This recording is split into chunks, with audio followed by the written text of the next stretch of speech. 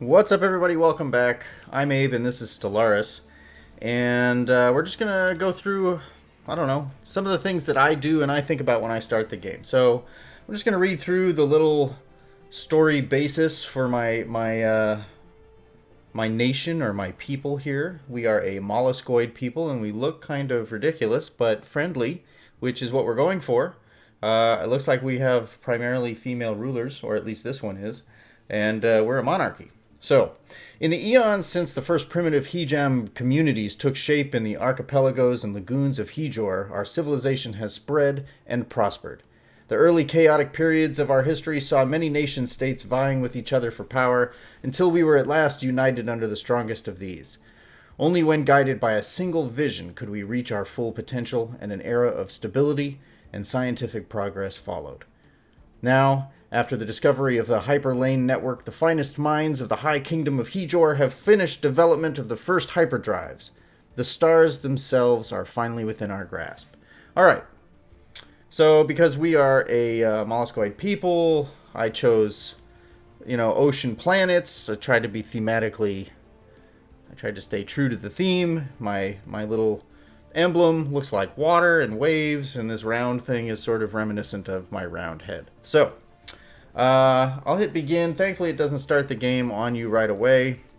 But generally speaking, previously, you have needed to, or like a good idea would be to take your, I hit M, by the way, to hop out to this map, but to take your military ships and to do some basic scouting. But if I tried to do that now, I've selected my military fleet, and I can't click anywhere because I haven't explored it. So, the only way to do that is to use your science ships, basically. And so one of the first things that you might want to use your resources for is to build or start building another science ship. And then, have to, I guess, assign or recruit a scientist to go with it. And so if I go to recruit a scientist, it's going to cost 200 energy credits. So this may not be the best thing to do first anymore. It used to be before, like when it cost you unity or influence to, sorry, I keep saying unity when I mean influence, but when it cost you influence to buy or recruit a leader, you would just do that and get 2 science ships going really quickly. Now, unfortunately, recruiting scientists costs more energy credits than you start with, and so you're just stuck kind of with the leaders that you have when you start out. So, that said, in the game as it is now, where everybody uses these hyperlanes for the most part, it's good to look at sort of where you fall and what are strategic points that you may want to control. So I'm right here. Hopefully I don't have many neighbors right around me. If I do, their main access point is this system here, and you just kind of figure out how people can get to you, and you look for choke points. Like this, if I could get over here and expand to the point where I'm controlling this, I could really set up a huge defensive network right here, invest a lot of resources, and protect myself almost entirely from everyone over here. The other point of access is right here, and, there's one over here, and maybe this would be where I draw the edge of my border here, right? So maybe it's over here, and maybe here. But, kind of seeing that and then plotting out where you think you should explore first to get yourself there. So I'm going to send my science ship generally it's good practice to explore the systems all adjacent to your own, looking for planets first. And then from there, just sort of branch out and move out from there. But because of hyperlanes, like this is 2 away, this is 2 away, and, these that look right, like they're right next to yours, are 3 or 4 jumps away. So I may head in this direction first after checking out all of my adjacent systems. So just to start with, we'll survey this system, and we'll just move around like this and then head back over here. And then because we're making our move in this general direction, so our science ship will move around here, cover all of the 1 and 2 jumps except for this one, and then head off in this direction and around there. So our science ship is busy. Now, you can see, unlike in previous Stellaris games, previously your science ship would have to survey your home system.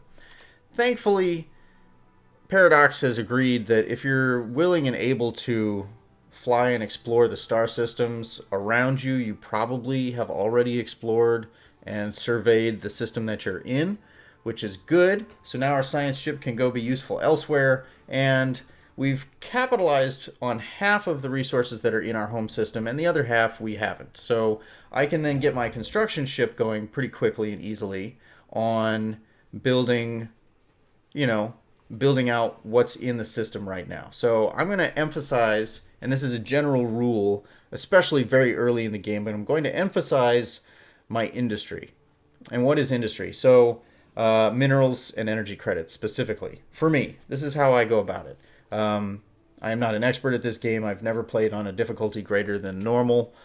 So take that for what it's worth. But I focus on industry first, and a lot of times early in the game, that's where I focus my research as well. So over here, it doesn't look like there's anything really that is industry focused, but improved shields, fusion reactor. Unfortunately, this is a poor showing. Normally I would get a bunch of 500s and they would be more like this, where I could increase, my farming. And so farming is also one of those sort of base things. So you want to build out the foundation for your nation or your people to grow from. So you need minerals to build anything. So focusing on that almost first. Energy credits to get and support your fleets, to buy new leaders and get a second science ship, and kind of all these things rely on energy credits. So those two are primary. And then you always want to have a positive food. You want to have a food surplus.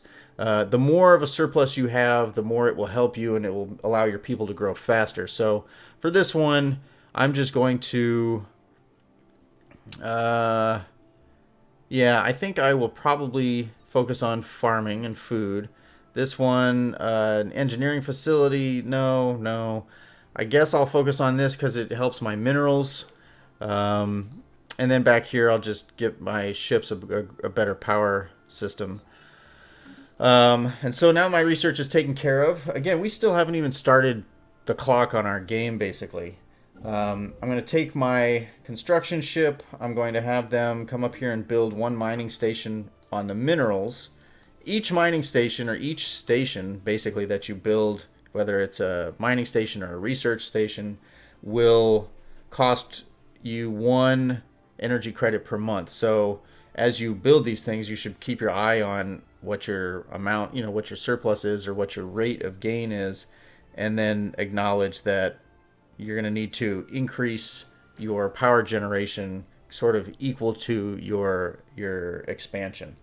So once we've done that, we've picked one. We don't want to use all of our resources right here. Let's also look at our planet and see. So we could do one of two things. We can look at the space station, and since it's where the shipyard is now, we could, well, I guess we don't have the money for it, but we could save for and buy another Corvette to start building out our Navy.